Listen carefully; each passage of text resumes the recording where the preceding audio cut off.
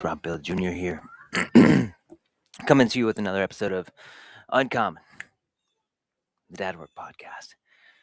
And I'm here today to talk to you about me. I do this thing once a year where I come in here and I tell you about my story and why I'm here. And I don't like to do that much. I don't like talking about myself because really I'm not doing this for me. I'm doing this for, well, those little ones that are playing 20 feet away from me, for my wife, and I'm doing this for you. I care a lot more about your story than mine. And at the same time, often when I tell this story, men are like, wow, I feel like that's me.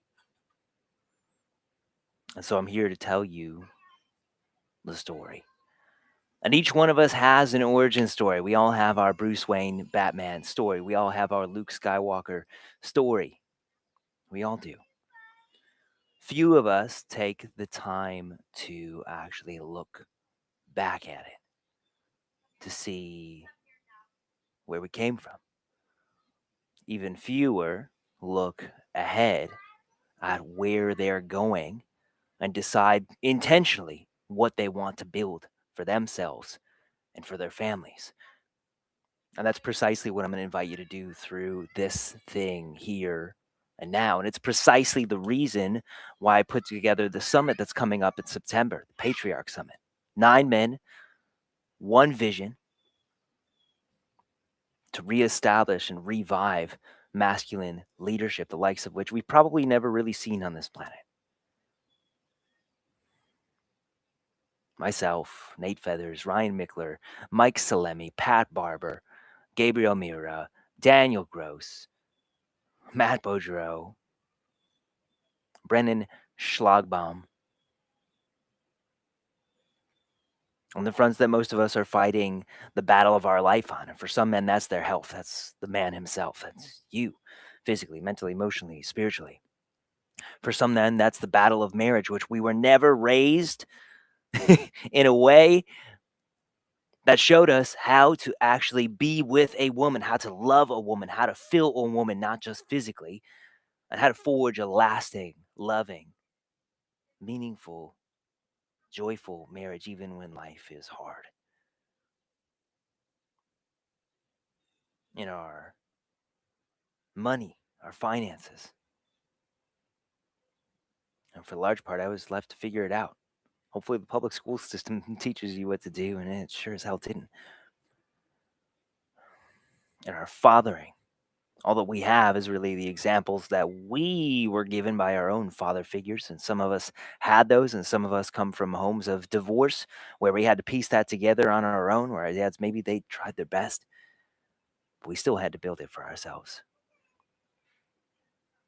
And our faith and our relationship with God, which up until this past October, church attendance had been in its lowest that it had ever been in American history. And now I think it's the that second that second adult age group, I think between 18 and like 28, something along those lines, has their attendance, or not their attendance, but their belief and faith in God and belief that faith is important has gone up by 12%. That's huge. And how we're to lead in the world. Most of us have to build that for ourselves. What does it mean to lead as a man? Isn't leadership oppressive? Are we likely to hurt people? Isn't it bad for men to lead? We don't have a model for that. And so we struggle. And worse than that, our wives struggle. And our children struggle. And I will not stand for that. Because there is no purpose in this life greater than what I'm doing right now, which is loving my wife and raising 3, maybe 4 little ones. There's nothing that I will ever do in this life that's more important than that. There's nothing that you will ever do in this life that is more important than that. And so it behooves us, it behooved me, it behooves you to take this thing very seriously, to figure it out, to do the work so that they don't have to figure it out and they don't have to do the work to heal themselves. I don't think that men are broken, even though there are some forces in the world, some movements in the world that will tell you the opposite, that we're toxic, that we're oppressive, that we're abusive. And then simultaneously, after 50 years of that, they'll turn around and cry, "Where did all the good men go?"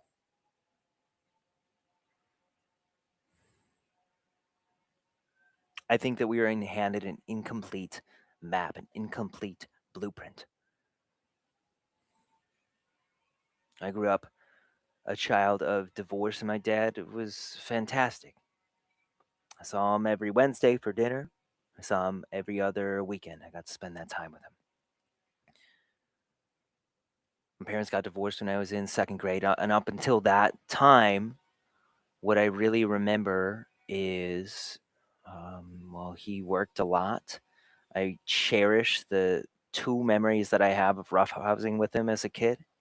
The one memory I have of playing baseball with him in the backyard, and he threw the ball to me, and I hit it straight up.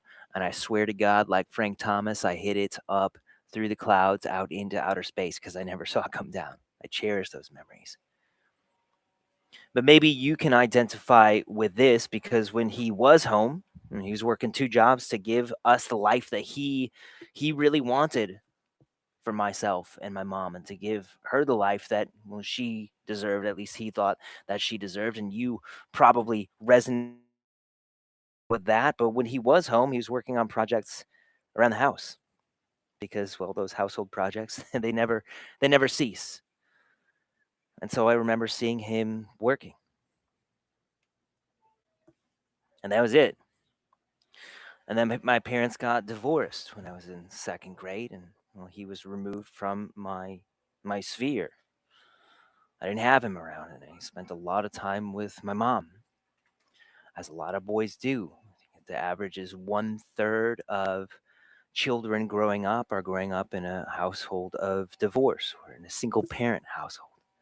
They don't have that masculine role model. They don't have that father figure around them. And so, what I did is I figured it out for myself. Watched a lot of TV, too much. For 90s kids, I feel like that's what we did. It was like, hey, you're home. What are you going to do? I'm going to turn on the TV. And I had some Betamax tapes, I had some VHS tapes, and I loved to watch Star Wars. I was enthralled by Star Wars, especially Luke Skywalker. He's the lone hero, and yeah, he is Han, and he's got Chewie, and he's got Leia, and he's got the Rebel Alliance behind him. But really, Luke largely does his story by himself. He finds his mentor, Yoda, after the blink of an eye, learning from Obi-Wan Kenobi. But largely, his story is by himself. And if you look at the heroes that you looked up to as a boy, the men you look up to, the stories that you really loved, there's something really important in that because very likely your life, if you look at it closely enough, has followed a similar trajectory. It's almost as if you built yourself in the image of those heroes. Loved Luke. Spent a lot of time with my grandfather, and what did we do? Well, we watched old westerns. And man, I loved Blondie and the Good, the Bad, and the Ugly, and I really thought it was noble how he was kind of unclear whether he was the good guy or the bad guy. But more than that, it was noble how he really didn't show emotion. Like nothing really bothered him. He just did what was right. There was no fanfare. There was no celebration. It was just like you do the thing, and then you move on. No time for emotions, no time for feeling, no time for really debating it. You just act, and then you move on to the next thing. Stoic hero. I really liked that. And yeah, I loved Batman, and I loved all of them as well. But there's something that really resonated with me about those men, and this is what we do, guys. When we don't have strong male figures around, or we do have our father around, but he's not really He's not really guiding us the way that we need, and I'm not going to say it's the wrong way. He's guiding us in the wrong way because our fathers are really doing their absolute best. I firmly believe that with the cards that they were handed. And it's a hard thing because even if they suck, they're probably doing the best that they can. And, that's hard. When we don't have that masculine guidance that we need, we will seek it elsewhere. I built mine around the movies, around the heroes. Imagine that you did too. And you find friends in your life that you really look up to, other boys, and you're like, wow, he's really brave. He's really strong. He tries really hard in sports. I want to be just like that. You start building yourself in alignment with that model. You see the movies, you see the actors, these celebrities, and you're like, oh, wow, The Rock, he's really cool. I want to be just like him. You do it with athletes too. I did it with athletes. And in this era, well, social media, if we're not showing up for our boys the ways that they need, they're going to find those in the social media sphere as well, with male role models that you probably would otherwise not want them to have, not want them to seek out. But I grew up in a family of divorce. Second grade, and my dad was great. I got to see him on Wednesdays. We'd go to dinner together. I got to see him every other weekend. I grew up under my mom, and I didn't really have the rough housing, the masculine bonding that a boy needs. And so because of that, I was real uncomfortable with other boys growing up. I didn't make male friends that well. And when I did, it felt like I was getting picked on. I didn't know how to exist in a group of boys. And so I didn't have that many male friends. And this continued on into young adulthood for me. I didn't get along with guys really well. I made excellent female friends. Excellent female friends, which causes a lot of problems for us as men as we get older. We start to look for a relationship that maybe shouldn't be there, or we become a people pleaser. We become a perpetual uh, man within the friend zone. We're in the friend zone forever. Or we get into relationship, a serious one. We get into getting married, and then our wife is like, "Why are you talking to these other women? Why are you looking at other women online?" Because we learn to find ourselves through the feminine. That is a problem.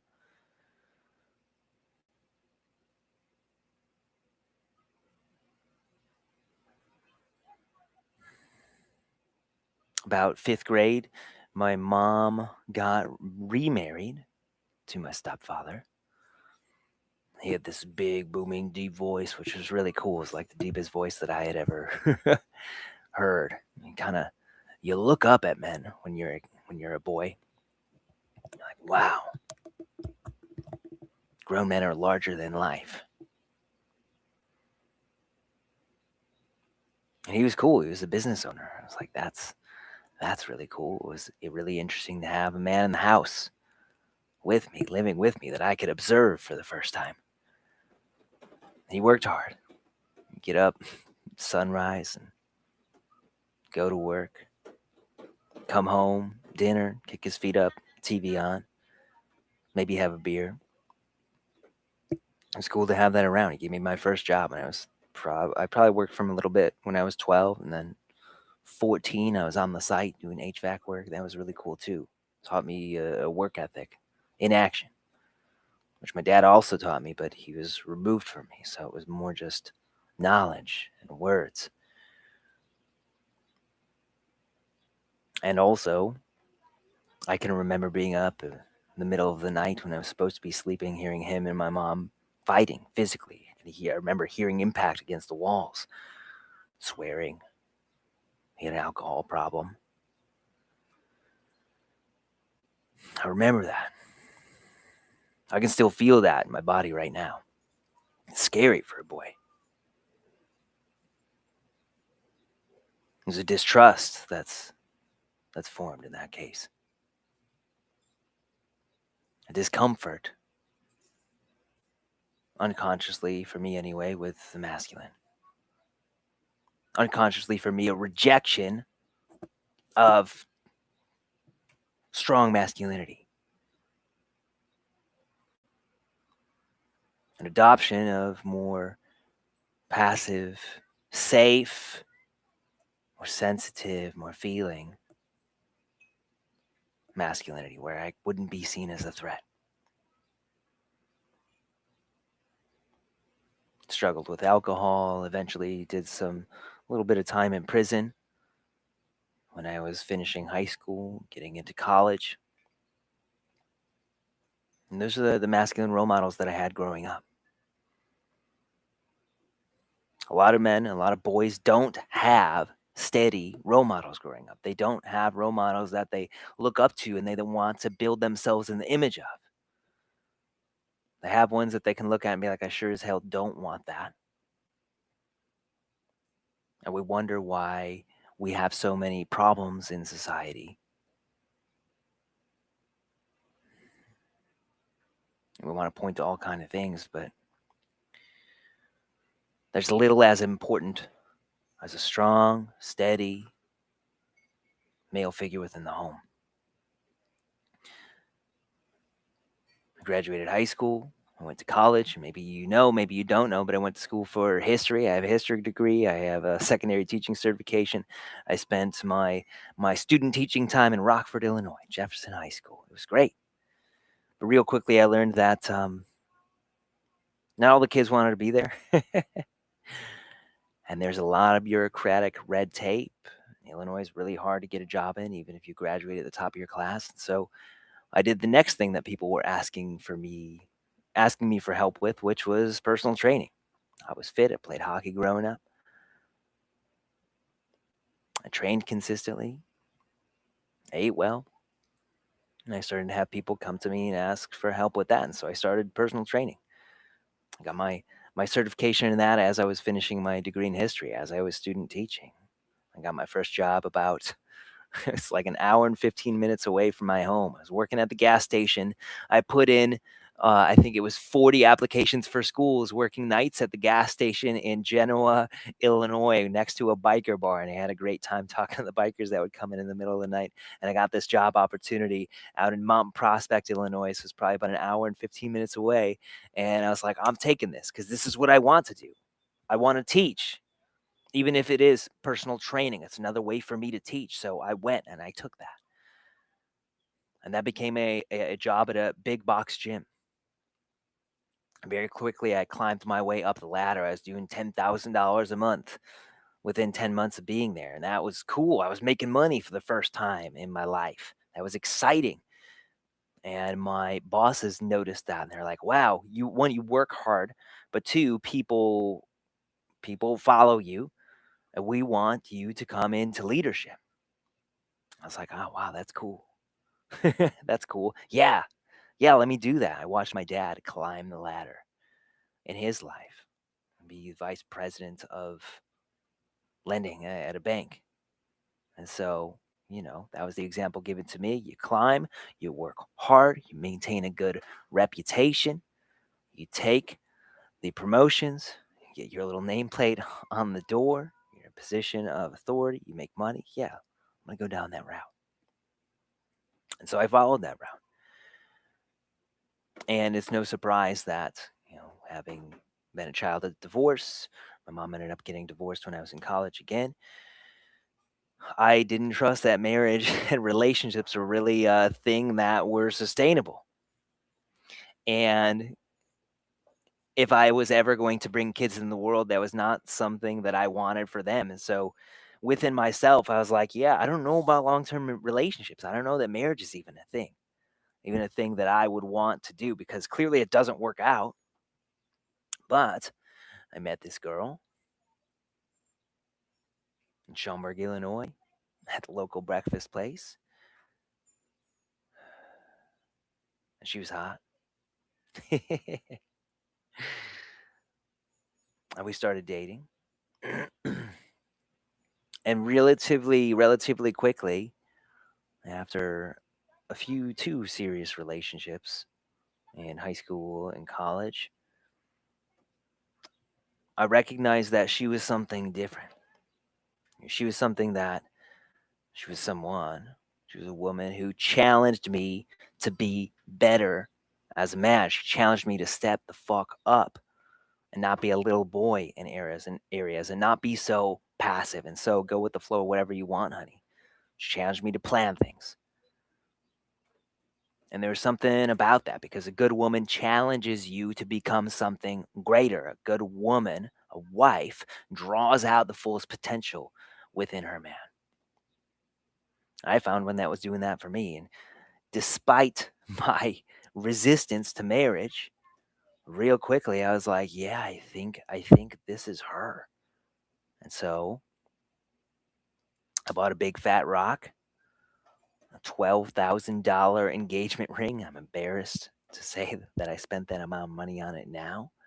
And I asked her to marry me in a tree. It was a weird place to propose. I was like feeling the ring in my pocket. Am I going to drop this ring out of this tree?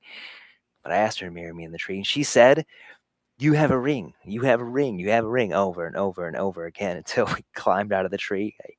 I picked her up, put her down on the ground, and then she said, yes.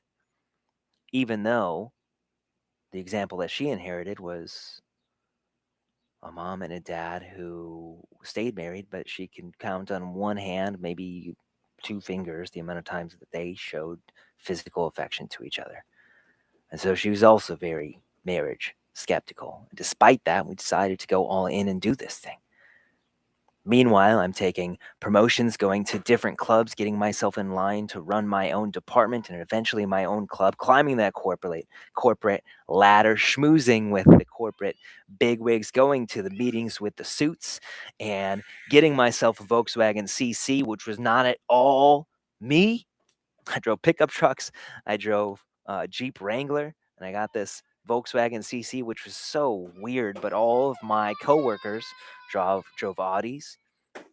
They drove Mercedes, and so while I'm taking this position out in Skokie, Illinois, with these people that think money's really important, and I'm on track to get a higher position, to make more money, to be somebody who's important. Climbing the ladder. Living the dream, as we would tell each other. Sarcastically. In the cafe. Hey man, how you doing? Oh, living the dream, but underneath that, we're like, yeah, I'm fucking tired. I'm working for this company that tells us it's a company that prioritizes a healthy way of life and they want work-life balance for us. And yet I'm working 50, 55, 60 hours a week at the end of the month, even though I'm here to help people get healthier and to eat better. I'm sitting here until 10:30, 11 o'clock, midnight, telling my wife, like, hey, you should go to sleep. It doesn't look like I'm going to come home. I'm so sorry that I missed dinner because we didn't hit our financial targets. And yes, that's something that happens in the industry. But it sure didn't do great things for my relationship. It sure didn't do great things for my marriage. And one day, taking my wife on a date for her birthday, to a Chicago White Sox game. And yeah, Cubs fans, you can suck it. I'm a White Sox fan, even though they suck too. I get out of work early. I get to skip the sales huddle at 2 p.m. where all the managers come together and we're like, here's who signed up. Did you call him? Are you going to get him involved in your business? Why didn't you call him? How many times did you call him? They said no. Well, call him again so that we can check this box and it looks good on our NPS promoter scores. I was allowed to leave early from that meeting. And I kind of, with my head down, changed. I kind of snuck out of that place because I felt like I was skipping class and doing something that I wasn't supposed to do, which that's not right. This low grade, like nervousness, butterflies in my belly, this tightness, like my muscles felt contracted. Just trying to sneak out of there, not talk to anybody. Get in my car. I'm driving in my CC down to I-94 to pick up my wife from the metro station so we can go to Comiskey, which it is Comiskey. It's not whatever they call that field now. And all of a sudden, I'm like, I feel like I'm breathing like I'm in the middle of a workout. My respiration rate is up. It's not necessarily breathing fast, but it took a lot of effort to get my breath in. And I feel like I couldn't catch my breath. My jaw is clenched. My jaw is sore, and I got this low-grade headache.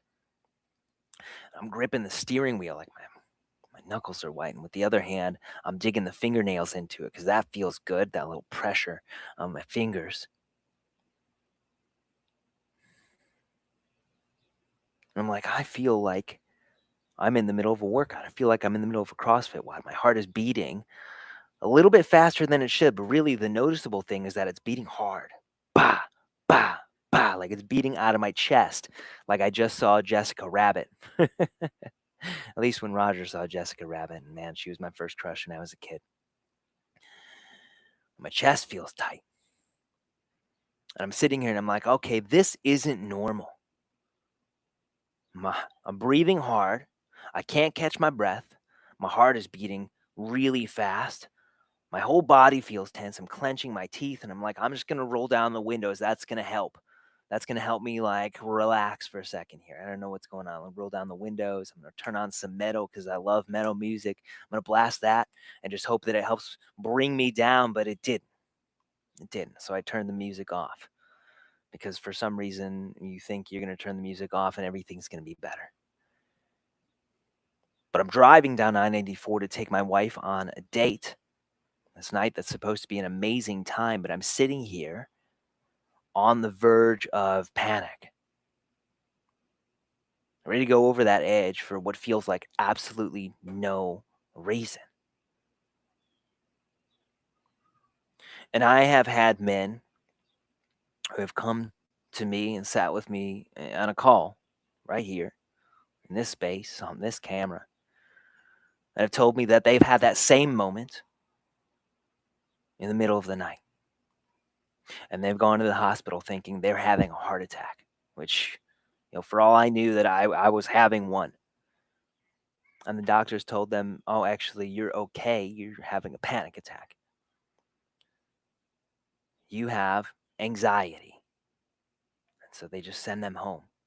And they think, well, this is life. This is just what I'm going to go through. This is it.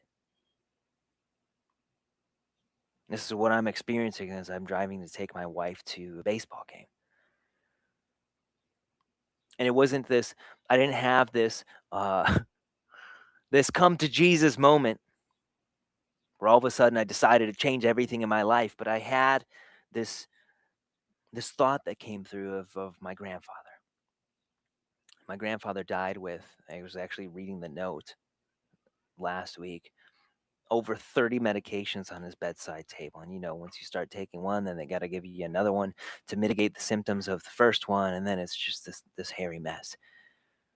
And I loved my grandfather, who had quadruple bypass surgery when he was 44, who in his 20s, I think it was in his 20s, got in a motorcycle accident and had a pole in his leg.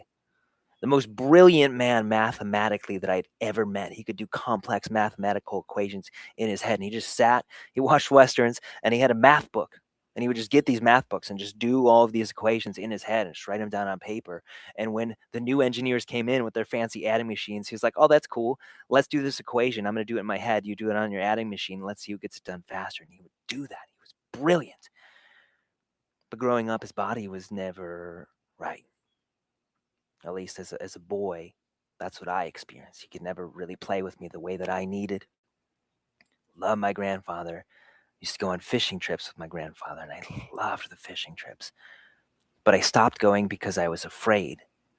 And I was afraid because, well, like most of us as men, he had a temper. Never directed at me, but directed at inanimate objects. And I know that you've thrown your phone before. I know that you've probably thrown a video game controller before. He, when the boat motor wouldn't start, would cuss at the boat motor. And that scared me as a boy who didn't grow up around men. So I stopped going on fishing trips with him. And man, it destroys my heart to think about that. But I thought about this man in that moment as I'm sitting there driving my car on the verge of panic, something that men I know have gone to the hospital for, thinking they're having a heart attack, which they weren't, thinking of him and realizing that in a family of heart attacks, in a family of cardiovascular disease, and a family of high blood pressure, I'm on that same path because I do have excessively high blood pressure for a young man in my 20s that I hide, that I don't talk about. I have to talk to my buddy who does my health check every year to get lower insurance rates. And I'm like, hey, it's within 10 of the blood pressure measurement. Can you just do something for me? And he's like, no, I've been hiding that. I've been hiding that I lean on excessive amounts of caffeine because I'm exhausted. Because I'm working 50, 55, 60-hour weeks. I'm getting up at 5 a.m. and going into work, and I'm coming home at 7, 8, 9 p.m., seeing my wife, downing some kind of food, having a drink to take the edge off, bourbon or a sip of wine or something like that. And we pop on the television to watch Jimmy Fallon and pass out on the couch. And we get up, a little bit grumpy that we passed out on the couch. We go to bed. We wake up again at 5 a.m. the next day, and we go do it again.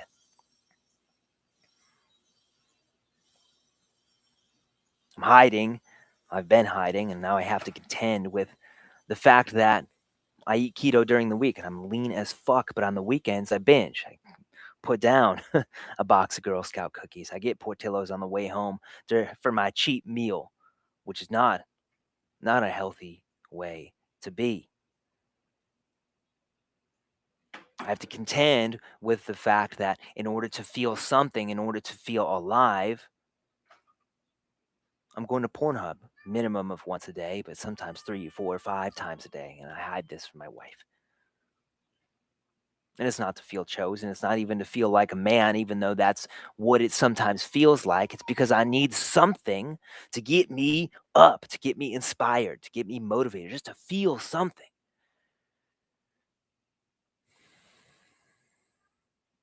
I can't hide that I'm doing these crushing, hardcore, intense workouts. I'm CrossFit level fit. Just feel something, to feel good enough, to feel impressive. That I'm digging this hole of debt, going on fancy vacations and taking my wife on elaborate dates to fancy restaurants on the weekends where we go binge drinking together because it's the only time that we catch up. I can't hide that I'm digging myself a hole of debt just to live life on the weekends. I can't hide those things.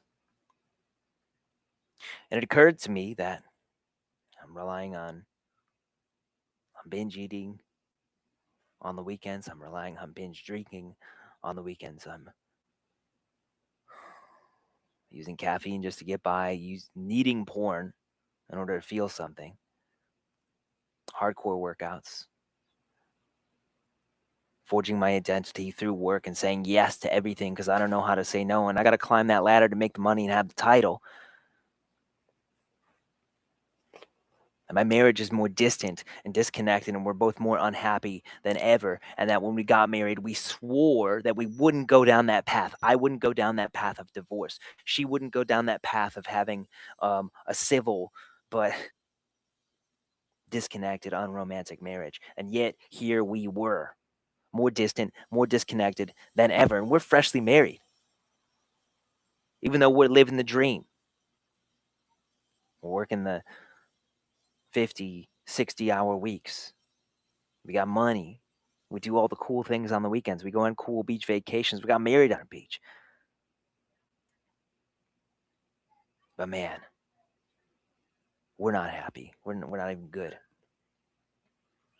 I come home from work on Thursday nights, which was my Friday, to my wife who made me homemade dinner wearing lingerie, and I can't even do anything about it. I eat dinner and I fucking pass out on the couch. I kick my own ass for that now. And she wonders why I either can't get it up or I can't keep it up. I can't hide anymore that I am not fit to lead myself, nor am I fit to lead my wife, to even be in a relationship with her, and I sure as hell am not fit to raise the little children whose feet are going to be pitter-pattering down our hallways in the coming years.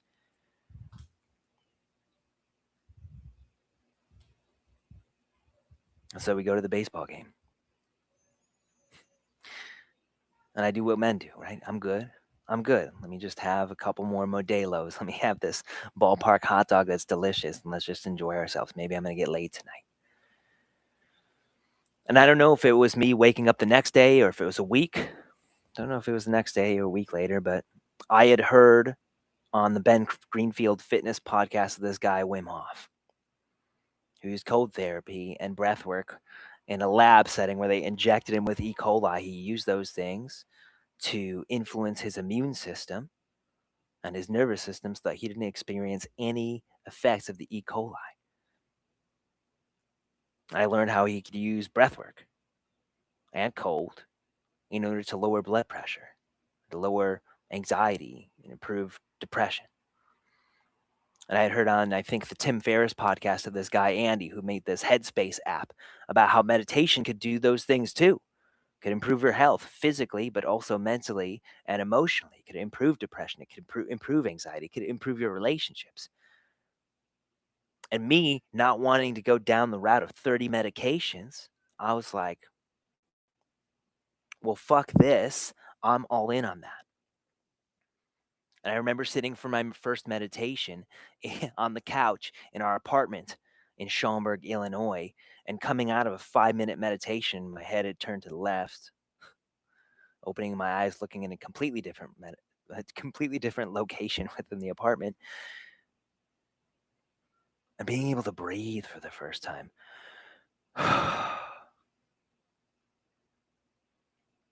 And honestly, when I think about it now, I rewind back then, so it'd be 2016. I don't think that I could remember any time in my life that I had felt so relaxed, so calm, so emotionally grounded, where things are just good. I couldn't remember a time that I had felt this way.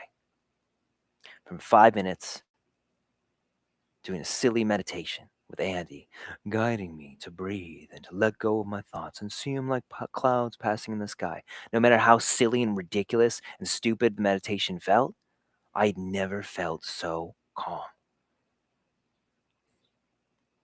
And so I resolved to do this. I'm going to do this every single day, because if I feel this good from this one practice, I can't imagine how good I'm going to feel in the future. There was nothing that was going to stop me from doing it. And then I went and I turned on the shower head, and I sat there playing on my phone a little bit, scrolling Instagram, turned the shower to cold, and eventually I saw all the things in my head that were distracting me and trying to get me to just spend a little bit more time on social media because, well, maybe you'll run out of time. You won't be able to do this cold shower, and then you got to go back to work. So you got clients. You have to go back. And I put the phone away and I just got in the shower and I stood there for 2 minutes in the cold shower. Oh man, it doesn't feel good. It didn't feel good then. It doesn't feel good now when I get in a cold shower or a cold plunge. But man, when I got out, it's like when you roll over in the middle of the night, you realize your arm has been asleep and that blood flow comes back in and it's just warm and flushed and not tingly. My whole body felt like that, but it wasn't just my whole body, it was my whole being. And I got out and I was like, man, this feels really fucking good. Not only am I more relaxed and calm from the meditation, but like I can breathe and I feel powerful. Like I can overcome things. One, because I put that phone down and I did a hard thing. And two, because I sat in that cold shower and I got the benefits of that. You know, when you sit in a cold plunge or a cold shower for, I think it's 5 to 10 minutes, you get a 250% increase in dopamine that lasts for 2 hours. Versus all the hits that you chase on your phone, on Pornhub, with your caffeine, with your alcohol, with your hard workouts, with your text messages and emails and everything that's coming in. I got that naturally, and man, it felt really good. And then I sat down It wasn't the same day, it was another day, and I started doing this Wim Hof breath work. This fully in, fully out. If you've heard Wim before, doesn't matter what hole comes in or out, just breathe. And man, that felt amazing afterwards. It wasn't just calm groundedness. It wasn't this like triumph of the cold shower, but it was this alertness. It was this alertness. It's like feeling everything that's happening within me, around me. And I was hooked. And so I kept doing those things. And I started to feel better. I started to feel less anxious.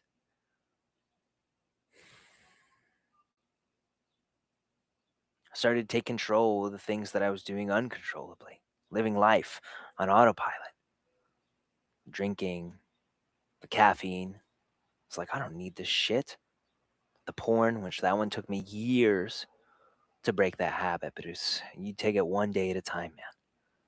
The relationship with my wife, because I realized after a few weeks, maybe even months of doing this practice, that I had been saying yes to things that were killing me and yes to things that were ruining my relationship without knowing it. I was just saying yes unconsciously. And that the ladder I had been climbing with work, climbing that corporate ladder, getting the name tag, getting the raise, having the swanky car, going on the vacations, all of that shit was on the wrong wall.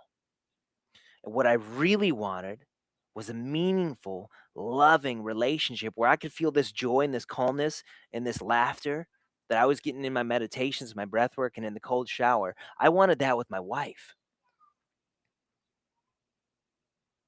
I didn't want the shit with the job. I didn't want the fancy car. I wanted my wife. I wanted to feel those things through my relationship with her. I realized the ladder that I had been climbing was on the wrong wall. That's the benefit. That's the impact of actually doing these kinds of practices. I was doing meditation, I was doing breath work, I was doing cold therapy, three of the most important things that I teach men. Why though? Because most of us as men, we're living in the running, ranting, raving, 80, 90 mile an hour lifestyle. Really, it's ludicrous speed right now because I've got two of you watching this live. What's up, guys? And you guys could be in China for all I know. Or you could be in Texas. I'm in Chicago, Illinois. We're talking instantaneously across the world. That's how fast life is now. And most of us are swept away within that. We're lost in that. You can see more environments in 10 minutes than a king could have seen in his entire lifetime, even just 1,000 years ago. You can have sex with more partners in 10 minutes than 10 of your ancestors combined 1,000 years ago. We're not built for that level of stimulation. We have access to more knowledge in one day than our ancestors had over 100 years. We're not built for this level of stimulation. These cell phones, this level of temptation. Most men are spending 3.5 hours on their phone every day. I think it's gone up since COVID. I think it's somewhere around 8 now. 2.5 hours on social media, and I think that that's actually gone up. The average person picks up their phone 250 times every single day. And you can go look at your phone right now. You can open up the settings in there and you can look at this and it'll tell you how many hours you're on it and what apps that you're spending your time on. And if you click that, it'll take you into pickups. You can look at how many times do I pick up my phone and what's the first thing that I open. Because when we're living in this stress, this anxiety that I was living with, that I didn't know I was living with, because what was I doing? I was trying to be the lone hero, like Blondie in The Good, the Bad, and the Ugly. I was just saying, there's no time for emotions. I'm going to tape over that and shove it down and suppress it, as we do as men, as we're supposed to do, as we're told to do, until the check engine light came on and the whole engine of my life was shaking. Because that pressure, when you suppress it, it has to go somewhere. And that pressure is like a volcano. It's going to come out. And mine was anxiety. Mine was on the edge of panic on I-94. But some guys, that's alcoholism. Sometimes that's destroying their marriage. Sometimes that's destroying their family. Sometimes that is a heart attack.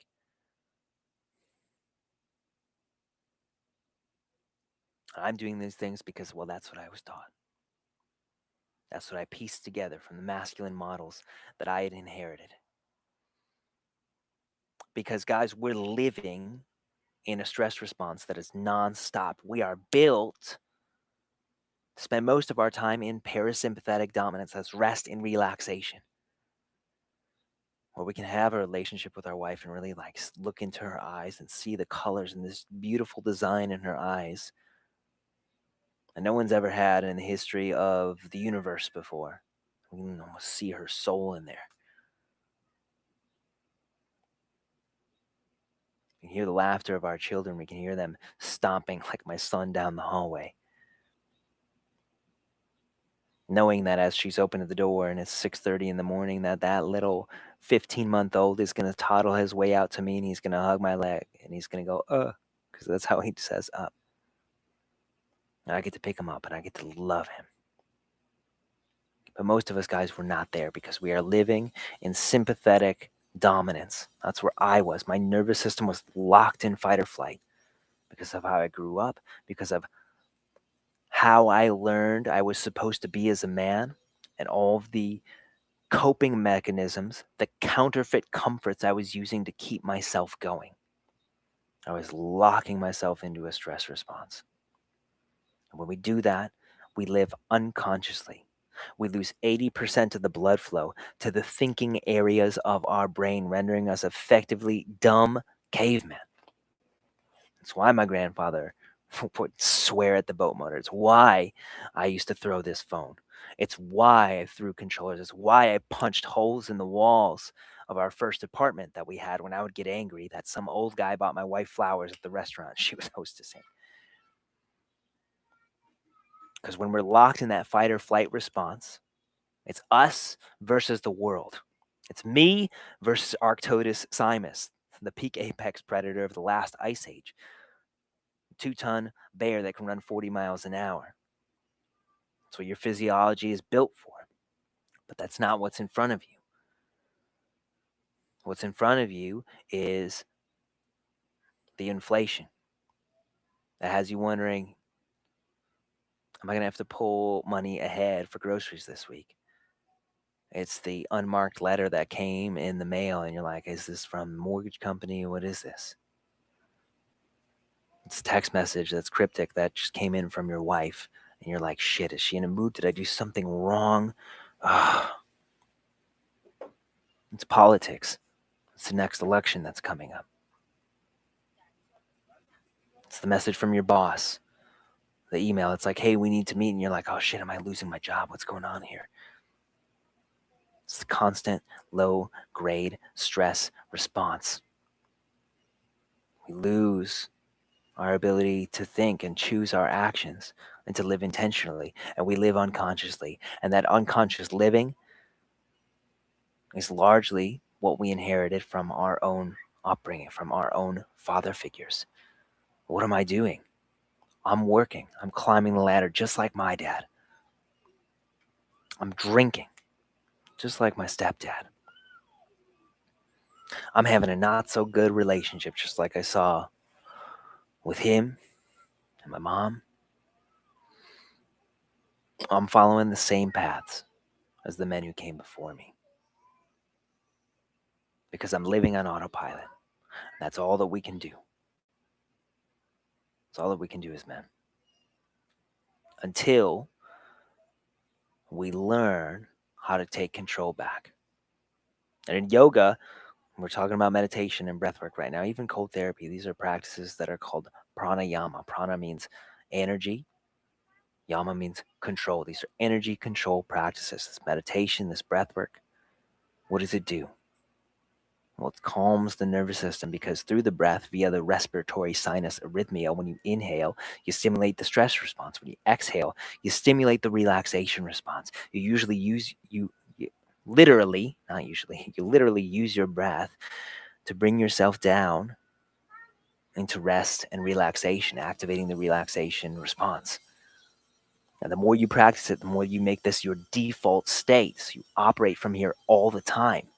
Instead of running in stress mode, which your body's mobilizing all of its resources to run from that Arctodus Simus, to run from that bear, or to fight it, instead of mobilizing resources to be in battle stations mode all the time, you're conserving those now. All of a sudden, you have your energy back. You don't have to lean on caffeine. You don't need alcohol to take the edge off, or porn to take the edge off, or to feel like you're enough. You don't need the hardcore workouts to feel something. You can find those things within yourself. Then all of a sudden, you're not living unconsciously anymore. You're living on purpose. Because I got all that blood flow back to my brain, I was able to see, you know what? The life that I'm living is not the life that I want. It's not what I want for me. It's not what I want for my wife. And so I started to climb down that corporate ladder.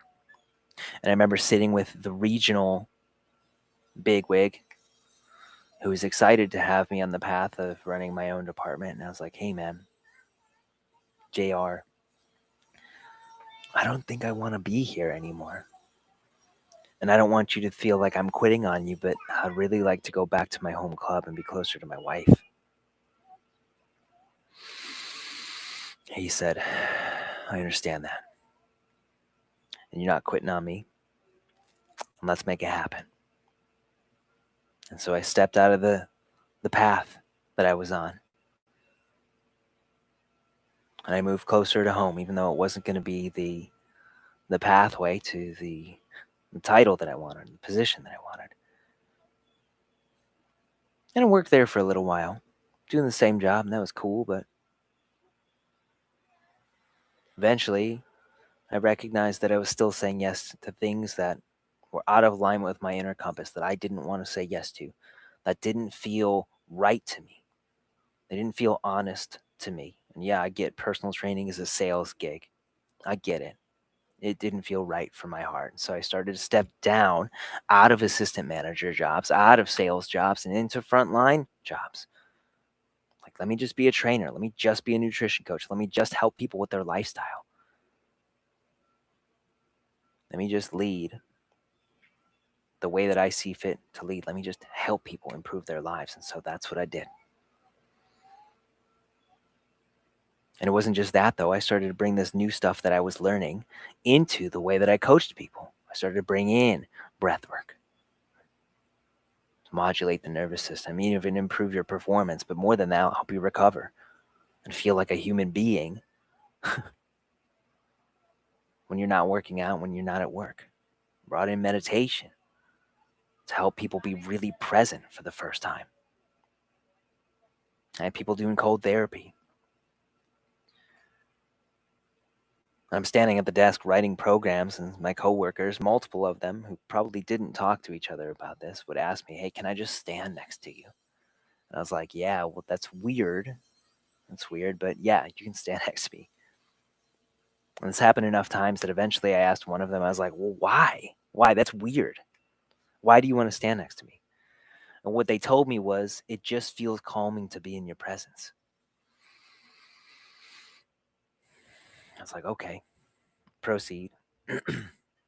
What I know now that I didn't know then was that your body, via your heart, which is the most powerful biological oscillator in your body, it emits an electromagnetic field. Your heart, your brain, your digestive system, all your cells do too, but your heart is the big one. It emits a field that can be measured about 2 feet around your body. It's picking up everything that's happening in the environment around you, everything that's happening with the nervous systems around you. It's why you can walk into a room and meet a guy and be like, fuck that guy. You know instantly, not a man to be trusted. But you also can walk into a room and be like, I really like this guy, even though I've never met him before. Because your nervous system is picking up everything that's happening with the people around you. It's why you can walk into your home at the end of the day and your wife can be like, it's so great to have you here. Or you need to walk back out the door because you are bringing your chaos in here without even saying a word to you. She can pick that up through your nervous system. Your children pick that up through your nervous system. I have so many guys that come to me and they're like, I want to be the safe space for my wife and for my kids. I want to be the safe harbor for them. And we talk about, yeah, okay, make commitments to them, follow through, be a good man, get down on their level, all of that stuff. But those are actions. And when you do these kinds of practices, breathwork, this meditation, code therapy even, because you get a massive increase in parasympathetic drive, rest and recovery response, that default state of calm and groundedness in your nervous system. You do this enough, that's what you're emitting into the space around you. It's not just the actions that you take and the words that you say and how you change your posture and get down on their level. It's your being. You walk into a room, and because your nervous system is so grounded and what's called coherent, that's balance between the stress and the relaxation response within the nervous system, you influence the people around you to feel the same way. I call it the safe harbor effect. That's what was happening to me at work. I didn't know it at that time. You want that for your kids. You want that in your relationship. You start doing these practices every day. You build that intentionally, and then you also do the other things. Build that trust by following through on what you say you're going to do. Get down on their level, really be with them.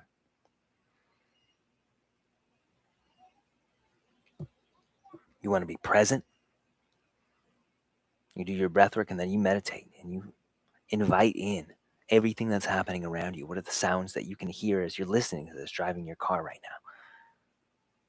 Furthest sounds you can hear. What do you feel in your body, not just inside, but on the surface of your skin? What about the temperature, the breeze? What do you smell as you're breathing? You send your gaze out into the space around you. What are all of the things that you can take in your field of vision, above, below, left, and right as you're driving? This is the present. This is now. This is inaccessible when you're locked into stress. But use your breath.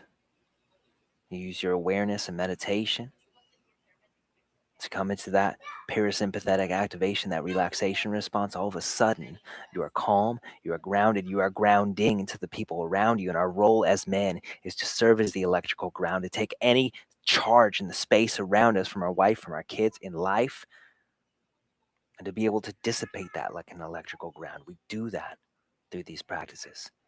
You practice this every day. All of a sudden, you're present with the people in front of you rather than lost in your head. Because what happens when you're in stress? Sympathetic activation, beta brainwaves. Those are the brainwaves of unconscious, automatic thinking, automatic actions, and monkey mind. Because what happens when you're going to face a bear? Your brain's going to come up with every scenario for facing this bear. I could run that way. I could weave in between those cars. I could go under that car. I can get into this car. I can climb that tree. But that's what you're doing with everything in your life. You start doing these practices, they will bring you into the present. And that's what was happening with me. And that's why I had the bandwidth to make different decisions, start living a different life, to begin to become more calm, more grounded, more intentional, less impulsive, less reactive, less passive, less saying yes to things that were out of alignment with my values because, well, it was the thing I was supposed to do. And then eventually, I start working with my managers who wanted my help because they were feeling the same way that I was feeling before.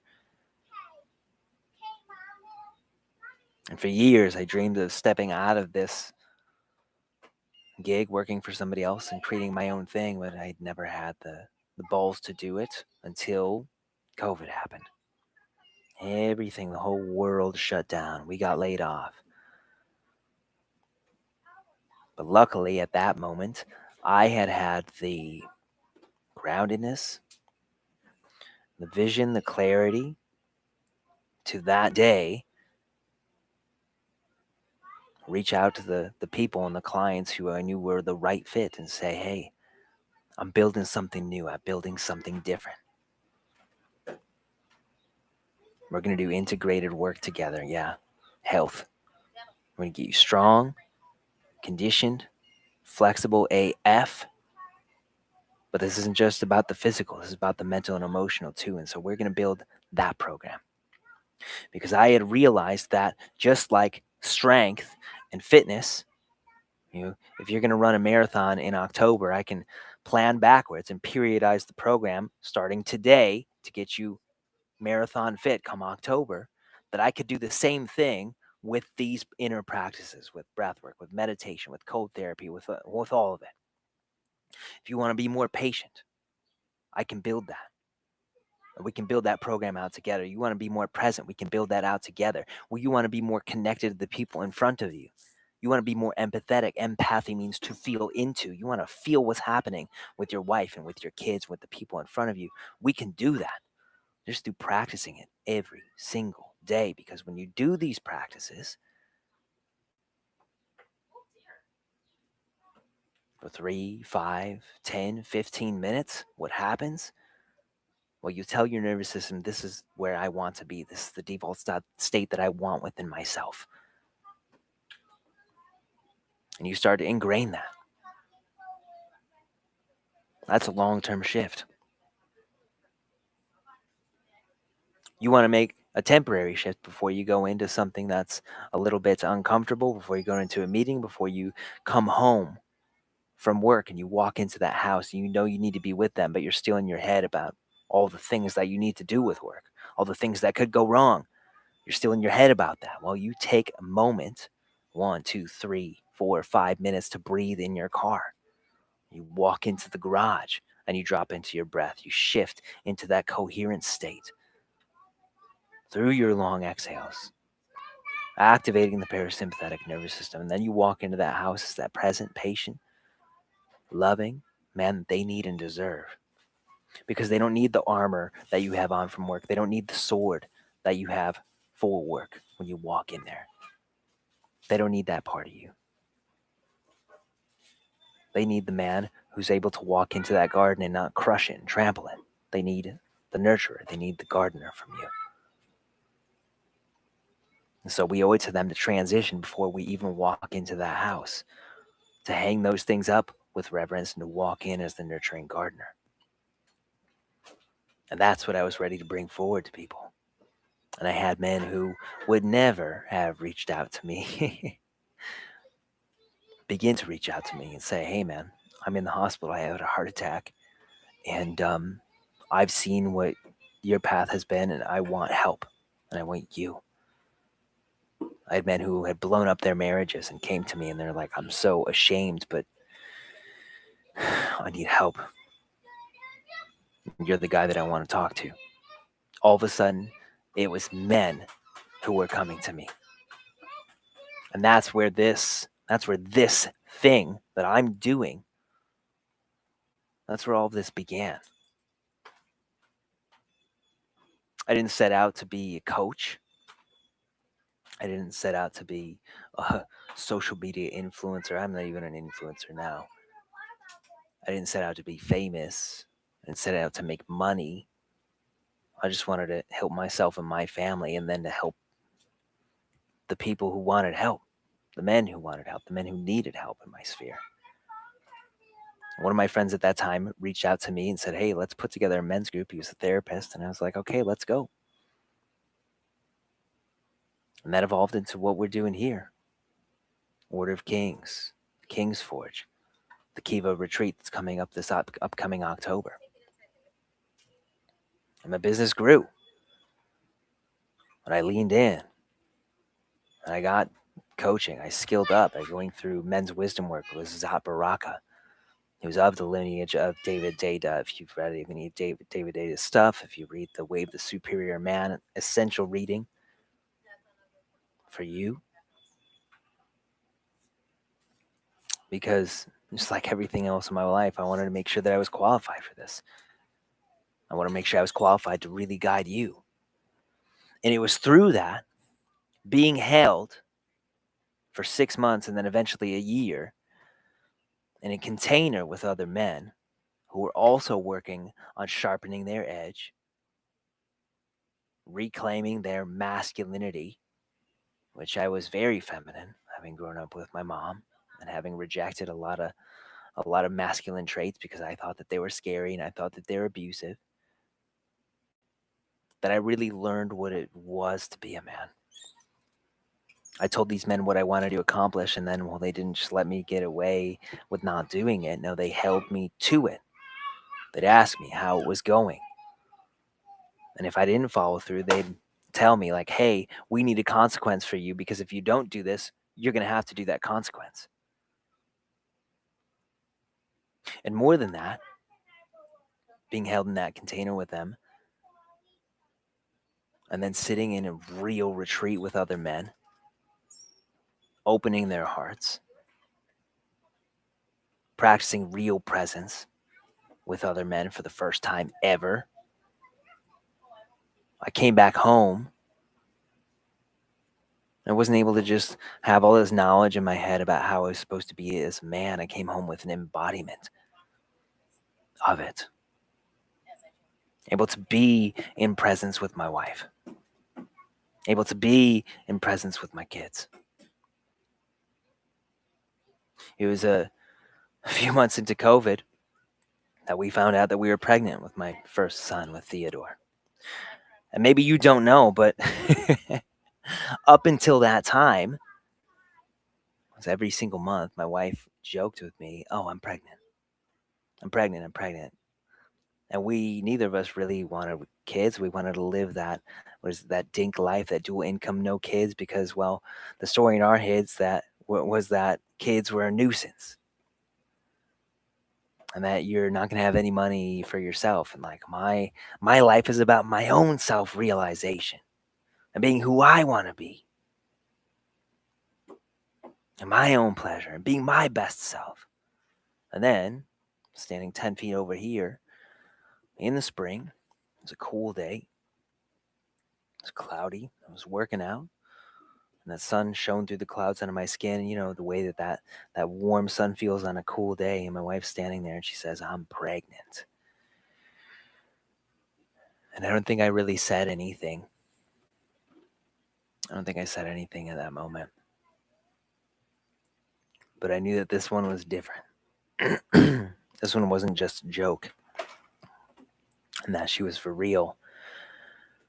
And in my head is playing out in just that instant all the stories about fatherhood. The Scott Claus is from the Santa Claus he's divorced. He's a workaholic dad.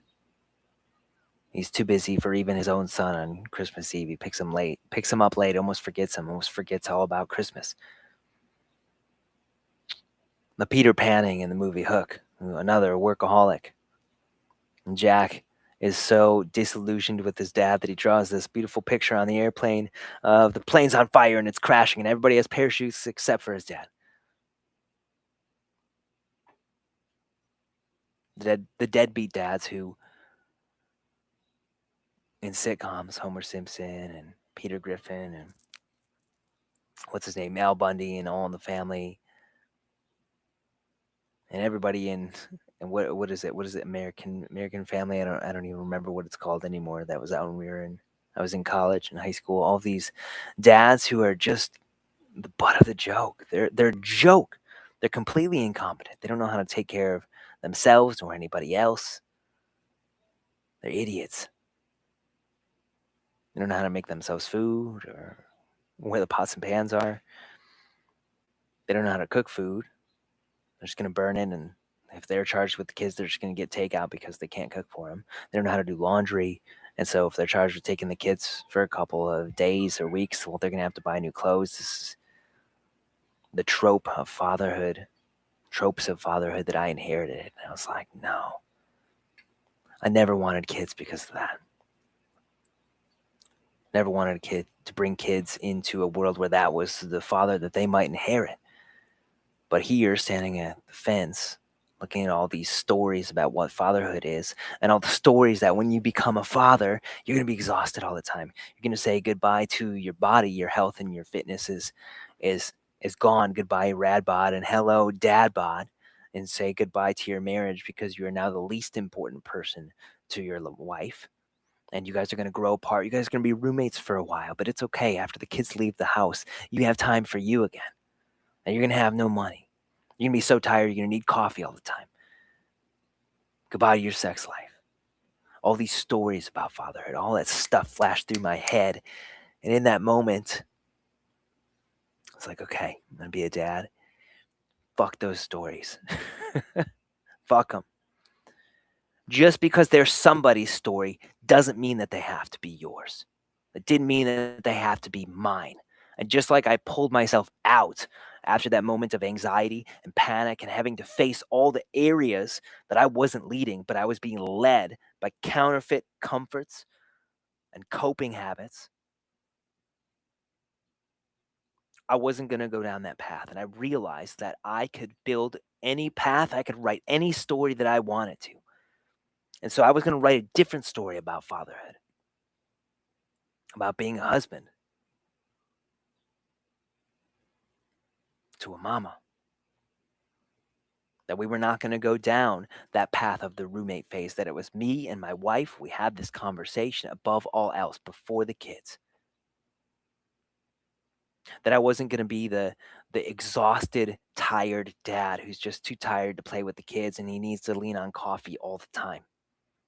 Meanwhile, he gets home and he's up playing on his phone and watching Netflix for hours or playing video games before he goes to sleep. And then he gets up and slams coffee and food and goes about the day. I wasn't going to go down that route. I wasn't going to be the reactive, angry father,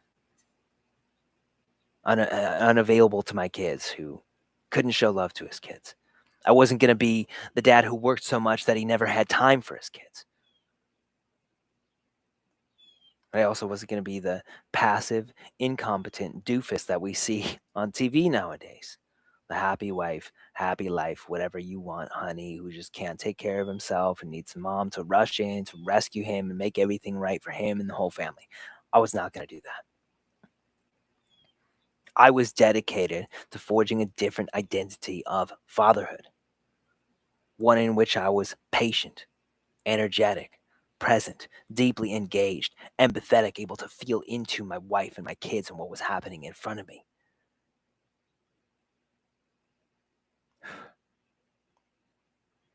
In which, in my relationship, I was deeply connected to my wife and devoted and on fire for her, more intimate, more romantic, more playful than ever, no matter what. And I was going to apply all of these skill sets that I had to fatherhood and husbandhood now. Just because it's somebody else's story didn't mean that it had to be mine.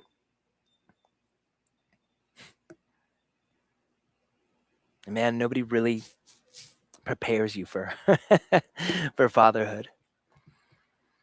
For this new little baby who comes into the world who, man, I can remember the holding my son for the first time. I can remember holding my daughter and my third son. I can feel those moments in my body.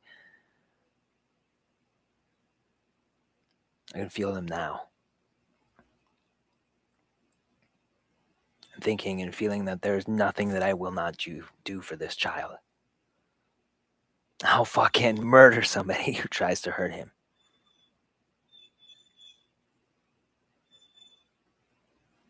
And this knowing that my role to him isn't just to protect and provide, but to draw out his fullest potential and his God-given purpose in this life. That's my role to him. And I will do everything in my power to make that happen.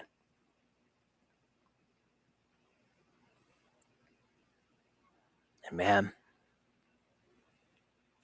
you have your first, you have your second, you have your third, you have your fourth. It's hard. I'm not going to sugarcoat it for you and tell you that it's easy. There are ways that you can make it easier. how I trained my body had to change. I couldn't just work out whenever the hell I wanted to for however the hell long I wanted to. I fell out of that habit for a little while. I fell out of my yoga. I fell out of my breath work, my meditation habits. And it's no wonder, having done that within 10 months, my wife and I felt like roommates, like coworkers on the project of taking care of kids.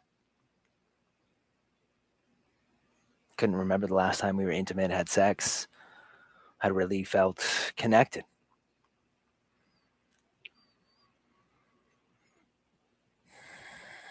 It was on the way there that I had a hypostatic blood pressure event. I stood up from my morning meditation one day and I stretched on the counter, and then all of a sudden I'm on my back staring at the ceiling. Like, how the fuck did I get here? Because my blood pressure wasn't regulating, because I was burnt out.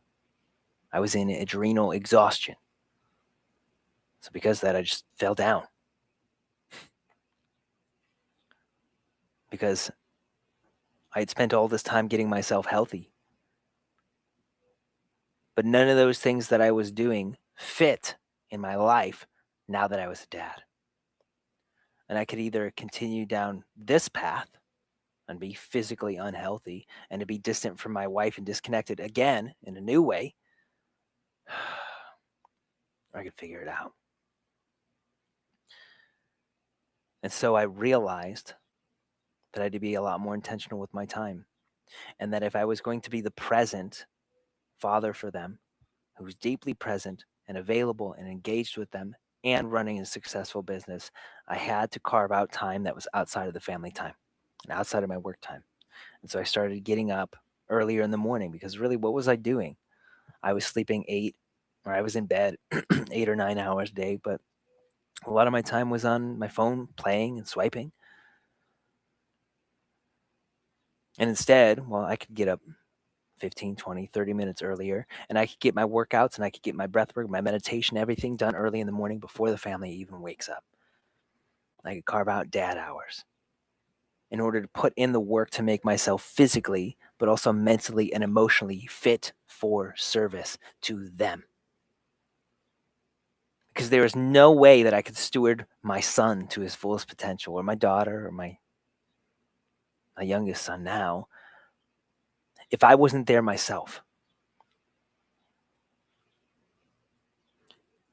If I wasn't there myself, there was no way that I could guide them there. It's not about what we say, it's about what we do and who we are. They're looking at our example, not our words. And we cannot give to them anything, not even an example, that we don't possess ourselves.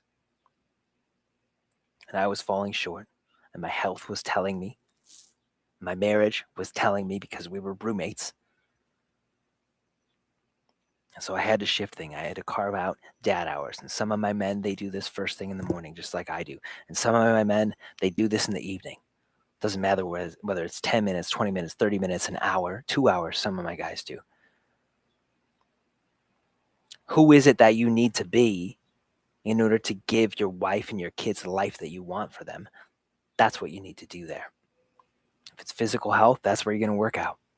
If it's mental and emotional, patience, presence, empathy, deep connection, well, that's where your meditation, your breath work, your journaling, your emotional release work that I teach, that's where all of that stuff is going to go.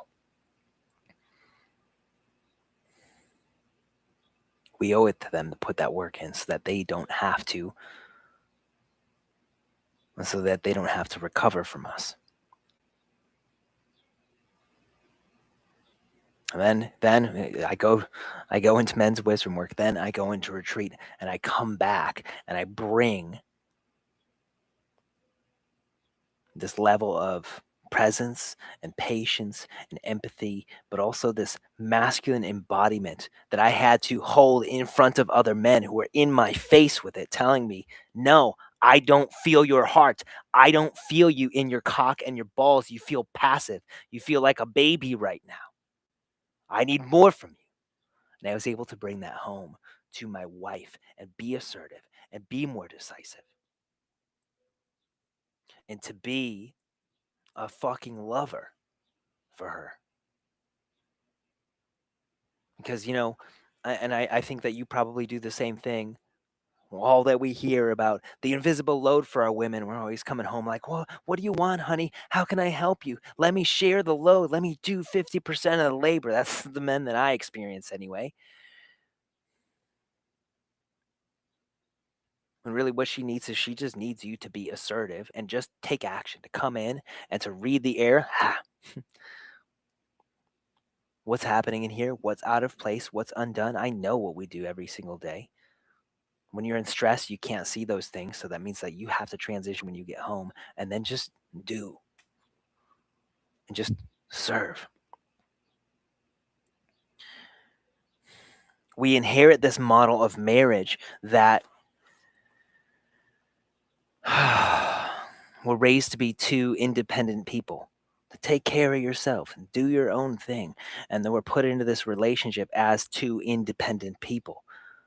And so many of the relationship coaching that's out there trains us to say, I need this from you in order to feel good. And okay, you need this from me in order for you to feel good. But that's codependence. That's codependence. When really what we need is something different. We need to be taught and shown and trained up so that we can embody a different level of relationship, a different level of marriage. I didn't have that, which is why my relationship fell apart the first time. I thought I fixed it, but then we had kids and totally different challenge, it fell apart again. And my wife's sitting in front of me saying, "Where is your fire? You don't have your fire anymore. I don't know this man that's in front of me." Until I put in this work and I change my structure of my life and I go to retreat and I stand in front of other men who hold me to a different level. Marriage isn't 50-50. Forget that. What we need as men is we need to approach our marriage as if we are all in. I'm 100% all in with you, my beloved, my ravishing woman, my lover. No matter what. It doesn't matter what happens, I am all in. Even when you're not showing up for me the way that I want to. Even when we're fucking exhausted because we have 3 kids under 6 and our youngest wakes up and joins us in bed every single night and he rage cries. Even when I'm exhausted. Even when you're not showing up the way that I want you to for me. Even when I'm under so much stress with work. Even when I'm sick, even when I'm not feeling good about the state of our relationship, the state of the world, whatever, even then I am all in for you.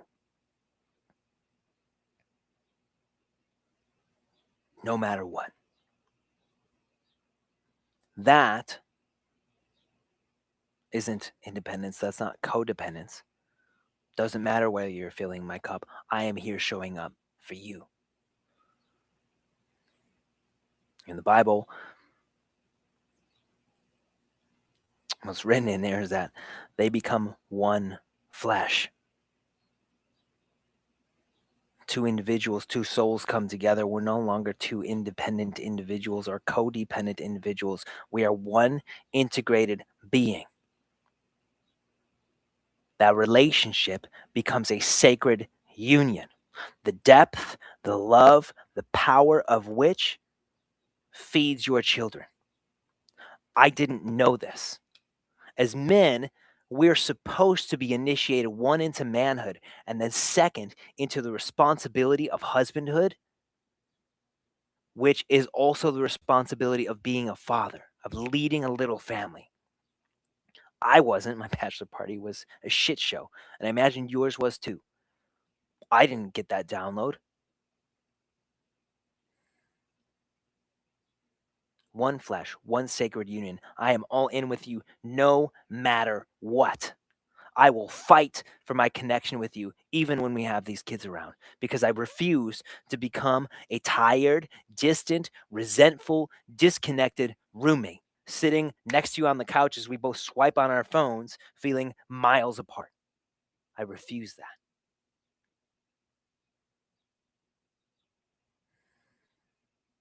Marriage is one of the hardest things you will ever do.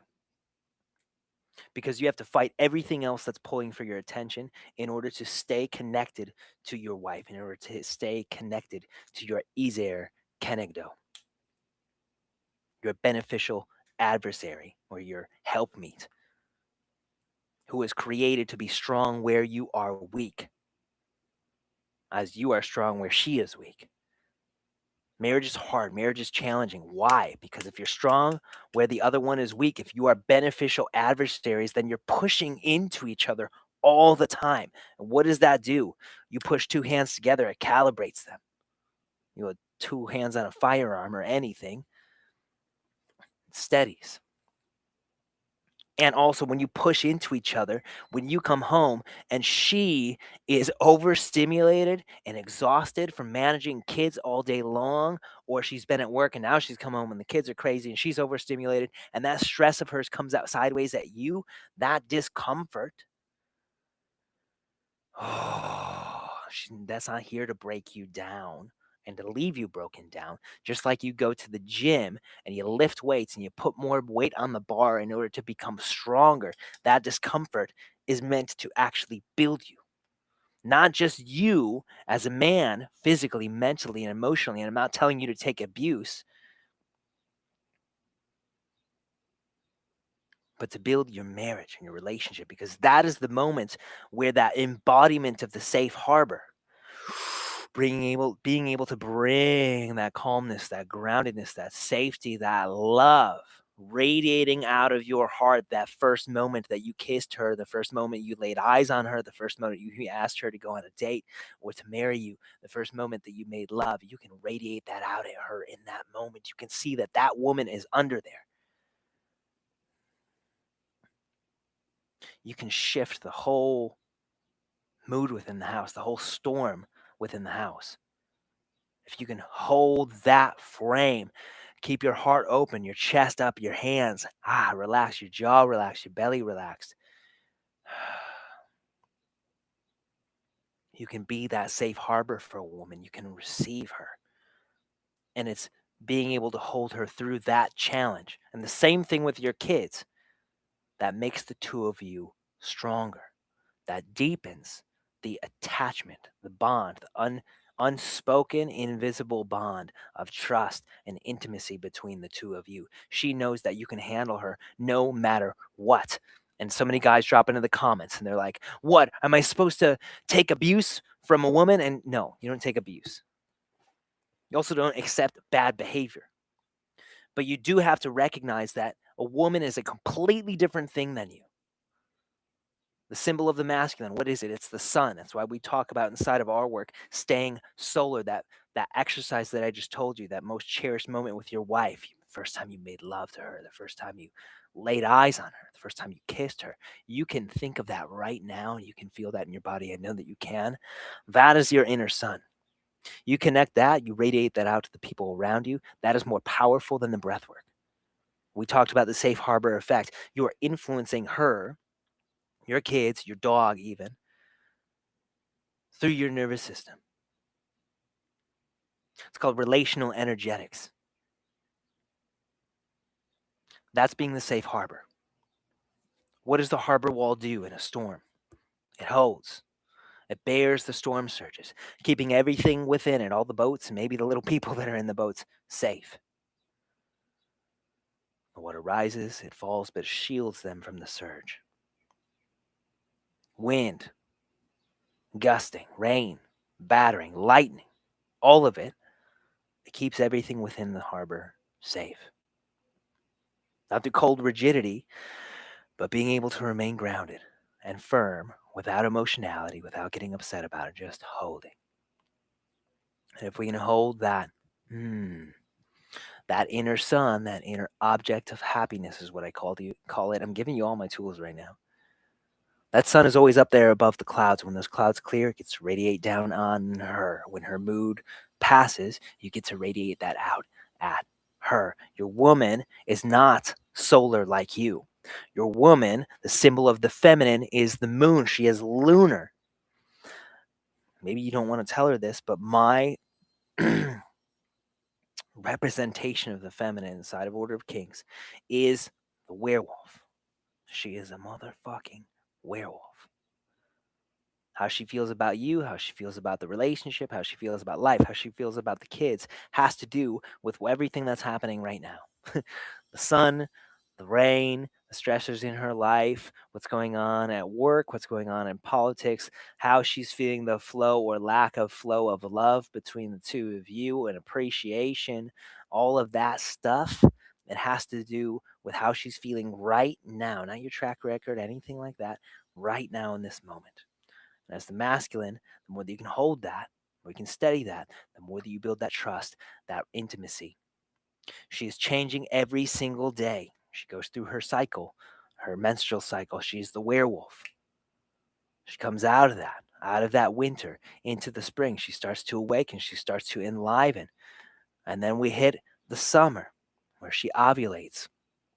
Very small window of time where all of a sudden she's here for you again. She's excited. She's working out. She's highly capable woman. She gets everything done, and you want her more than anything else. And you know what? She wants you too. She's the mythical, the mythical archetype of the girl with the golden hair. You just can't take her eyes off of you. The girl that you met, that you always want her to be, but she can't be that.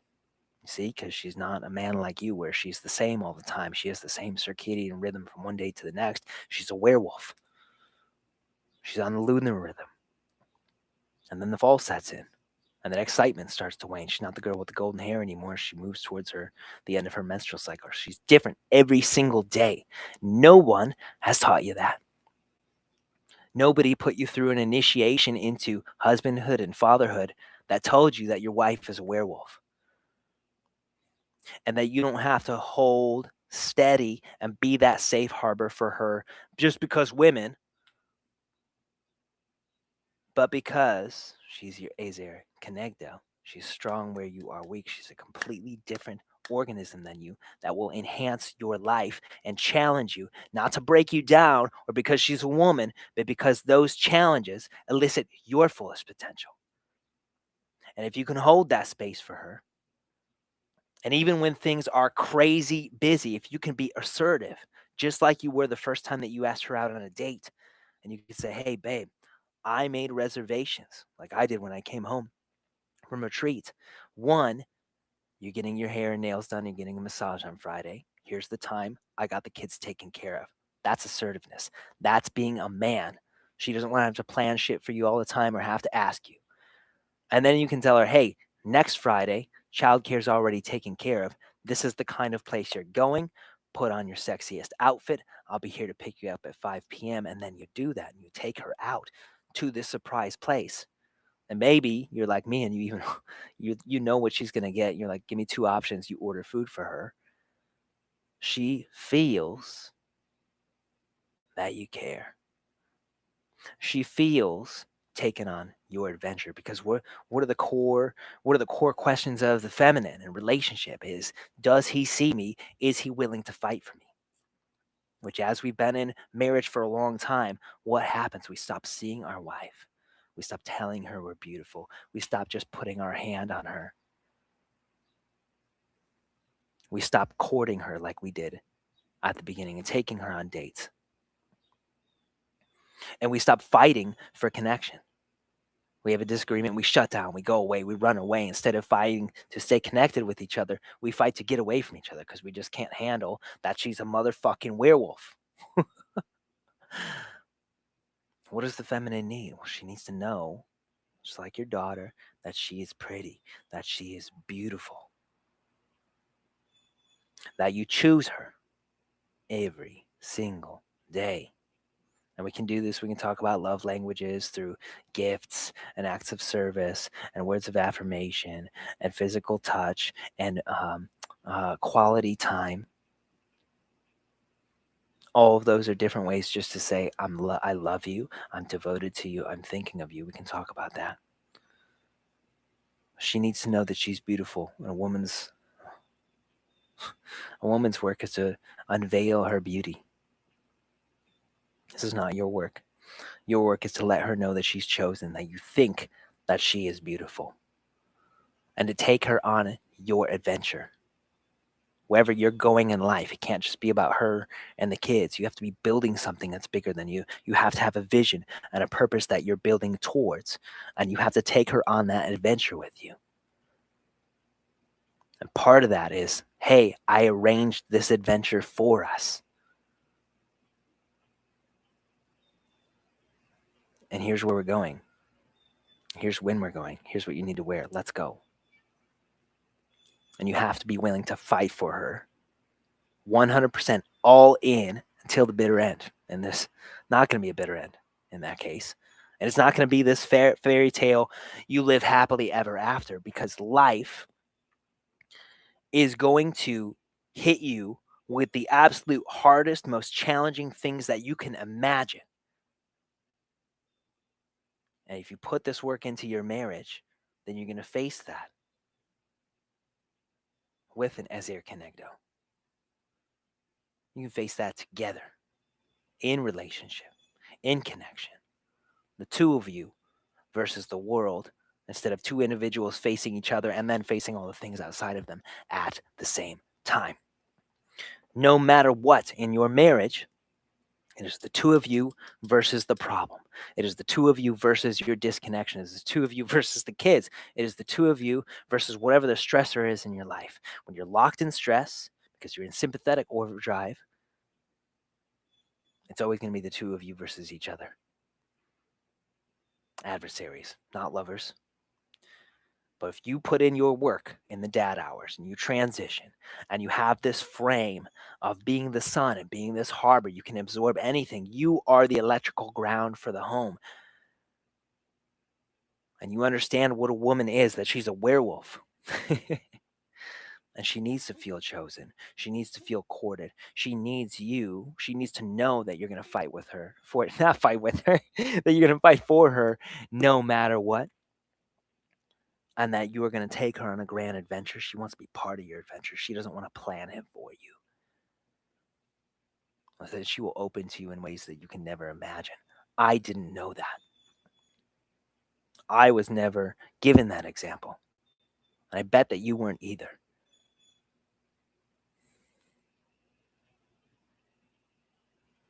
But by being held in the presence of other men who are relentless about me being sharp and me being who I said I wanted to be, and holding me in integrity to that, holding me to my edge, sharpening me, calling me up and calling me out at times, and doing this to their face, I was able to come home and also be that assertive, devoted, deeply present, on fire man that my wife needed me to be all the years that we were married, that I just couldn't be because I was raised without an example of what a man is. Just examples that I didn't want to be like. Or my dad, who's great. I love my dad, but he just wasn't around to give me that.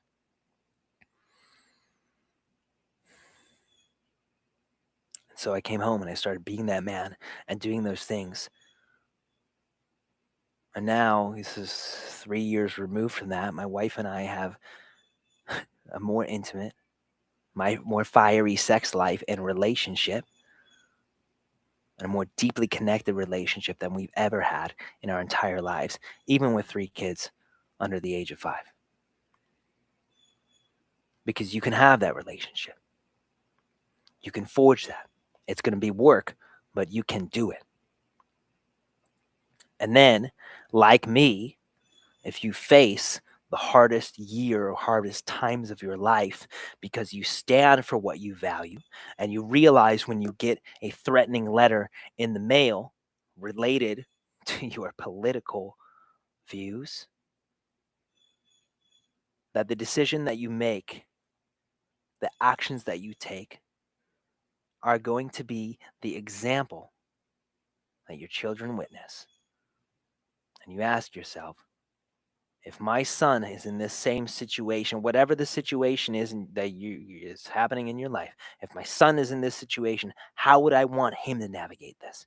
If my daughter was in this situation, how would I want her to expect her husband to navigate this? And you make that hard decision. And you, like I, are faced with a cancellation of sorts, a loss of 20% of your business that puts you in a very real situation where you could lose your home. And you have the water company telling you, hey, we're going to come turn off the water on this day. And you have those hard times because you're going to. If you put in this work, you can still have the strongest, most loving, most connected, most sexual, and fiery relationship with your wife that you could ever imagine. But it has to be the two of you versus life. And you have to fight for that. You have to break through the stress. You have to break through the counterfeit comforts and the coping cascade that you go on every single day. It's an act of the phoenix. You have to get in that fire and burn every single day for those whom you serve and the vision that you have for them, connected to the object of happiness, those most cherished memories with your wife and with each and every one of your kids.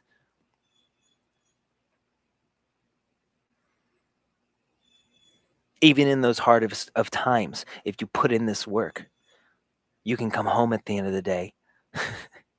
And even when you're carrying your backpack and you're taking your shoes off and you got your water bottles and your coffees and all your things, you can get down on the ground and receive your kids who all that they wanted all day was just to see you. And yeah, they're crazy. They're a little bit loud. They're a little bit boisterous. But man, they're going to come jump on you and knock you over. And you can either be irritated and pissed off about that, or you can be so fucking present with them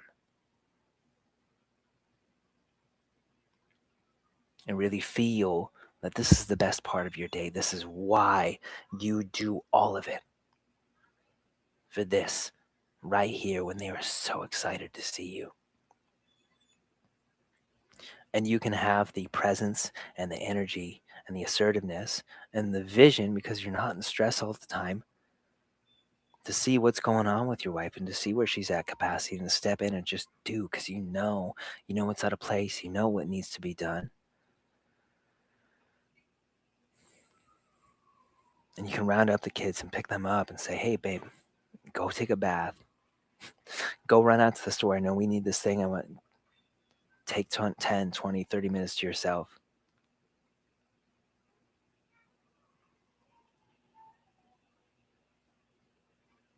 And you can eat dinner at the table and really be present and talk about what was amazing in your life today, Theo.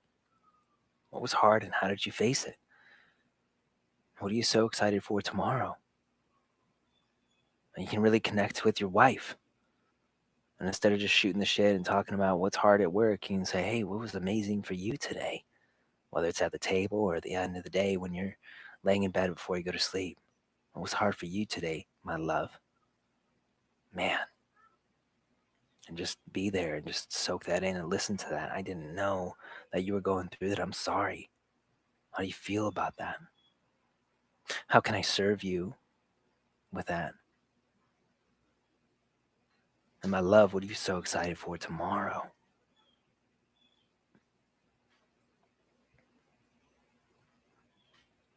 Thank you for being such an amazing mother and such an amazing wife more than anything else. I'm blessed that I found you of all people. You don't get this when you're locked in stress and you're locked in unconscious living. After that dinner, you can put the kids in the bath. You can get them in the shower. You can get them through bedtime. You can put them down and walk out and sit down on the couch and rub your wife's feet instead of playing on your phone. 5 minutes. Some coconut oil, rub her feet. You don't even have to talk about anything. Just do it. What I didn't know is that being a husband, being a father, being a man and a leader isn't about getting what you want. It's not about toys. It's about not about people doing things for you to please you. It's about sacrificial leadership, which means, like Christ, with all the power invested in you, in the universe, by God, you still get down on your feet and you still get down on your knees. You still get down on your knees and you wash feet. Because your job that you've been blessed with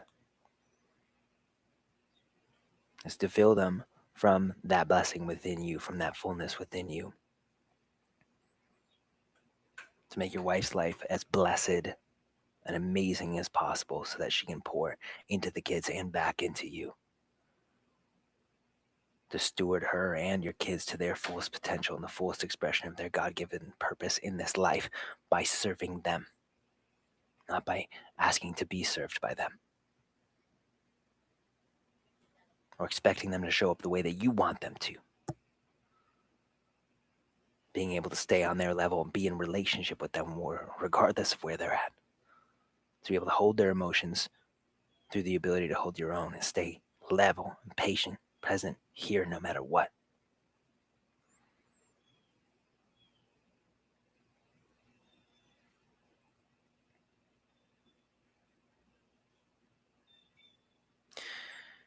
One-third of our children are growing up in homes with single parent, in homes of divorce where either they don't have male role models around them, or the ones that they have are just not there enough to show them the way. So they have to piece it together themselves. I'm one of those men. Love my dad. Great man, great role model, but he just wasn't there as much as I needed him to be, and that's not his fault. It's not his fault. I love him. I forgive him. I forgive my stepfather. I forgive all the men in my family line because holding it against them there's no reason to do that. Luke walks into the Death Star not to kill Darth Vader, whom he knows is his father, but because he knows that he's still in there. And at the end of it, he removes his mask. He removes his mask. He frees him. On Dagobah, when he fights the illusion of Darth Vader, he severs the head. The mask explodes, and he sees inside of that is his face, not Darth's face. His. Because this path, gentlemen, is looking at what we've inherited, recognizing the patterns that we are living out unconsciously, and the story that we're writing for ourselves, for our marriage, for our wife, in our finances, for our children, through the ways that we're showing up for all of those things, for ourselves, and the way that we're showing up in our faith. And not blaming that on our fathers or the outside world, the circumstances anymore, seeing that that's us underneath that mask. Taking ownership of that, recognizing the cycles of heart attack, of heart disease, of high blood pressure, of diabetes, of unhappy marriages, of divorce, of alcoholism, of abuse, of fathers who are complete doofuses, happy wife, happy life, passive, that breeds resentment in the family. And you hear it coming out of mom when she's like, you can't do anything. Oh yeah, I don't believe that you're going to do that. Recognizing those things and resolving to shatter those cycles, to break those cycles once and for all. And then putting in the work to do that so that you can give a different story to your wife and to your kids, but not only to them, but to the generations that follow. Because the reality is that in 100 years, it doesn't matter how much money you leave them, how many trips to Disney that you took them on. What matters is the man that you were in front of them and in relationship with them in their hardest moments. How you loved their mother, how you loved them, even when things were hard. Because it is your example that is your real legacy. And in 100 years, there are going to be little children running around doing the things that you did, saying the words that you said.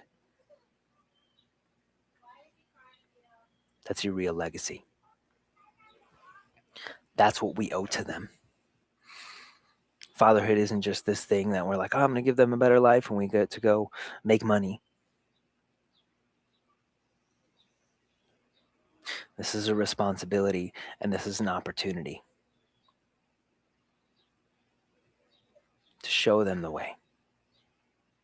Because our sons are going to become us. Our daughters are going to seek out men who are like us. Is that what you want for them? You put in the work or you don't. The choice is yours. The inheritance is theirs at the end of the day. And this, gentlemen, this is why I put together my business. You can always come into Order of Kings, 12 weeks, 16 weeks. Will change your life. One-on-one work, brotherhood, all of the practices. And transform your whole life, your marriage, your fathering, in here, your finances, your faith, all of it. 16 weeks. You can come into the King's Force. You study on your own. You get all the skills and the practices, and you can go it on your own. And this is why we put together Patriarch, myself, 8 other amazing men. Nate Feathers, Dads Don't Babysit. Ryan Mickler, Order of Man. Mike Salemi, The King Within. Brandon Schlagbaum at Budget Dog. Daniel Gross, Honest Fatherhood. Gabriel Mira. Pat Barber, Fathers Guild. Matt Beaudreau, Apogee Strong. Some of the absolute best, strongest men that I know in my life who have been through shit and who've pulled themselves out. Men who I hope to be as good as. Bring all of these men together in one place to help you become the absolute best man, husband, father, and masculine leader that you can possibly be. Not through more knowledge, not through more information, but through men who have actually been there. Because most of us are building this on our own. But we shouldn't have to. You shouldn't have to. Your sons shouldn't have to. Your daughters shouldn't have to figure out what kind of man is actually a man. And if you want to learn from these men, come to Patriarch. It's a virtual summit, September 11th, 12th, 13th.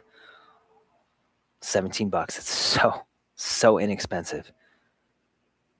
You pay $47, you get the recordings for life and giveaways from the amazing sponsors that we have, like Homegrown Fitness and Camuso, and maybe even Born United. It's We the 13th, Born United, Tango Charlie, all of them.